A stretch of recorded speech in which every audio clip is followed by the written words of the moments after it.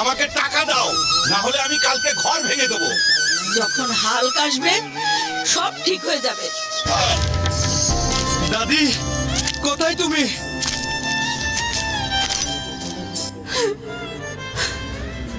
Hulk, বাড়িওয়ালা এসেছিল, সে বললো কালকের মধ্যে টাকা ফেরত দিতে, নাহলে সে আমাদের বাড়ি ভেঙে দেবে। আমি আজই যে কোনো উপায়ে টাকার ব্যবস্থা করবো এবং বাড়িওয়ালাকে দেবো।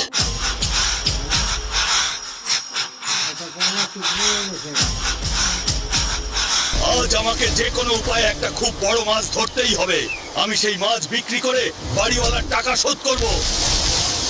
যদি আমি এই মাছটা বিক্রি করি, আমার ঋণ শোধ হয়ে যাবে। এবার আমাকে বাড়ি যেতে দাও। দিদা, আমি এই মাছটা বাজারে বিক্রি করে বাড়িওয়ালার পুরো ঋণ শোধ করে দেবো। যাও হাল্ক, তাড়াতাড়ি যাও, আল্লাহ তোমার মঙ্গল করুন। বাজারের সবচেয়ে বড় মাছ। কে চায় এটা?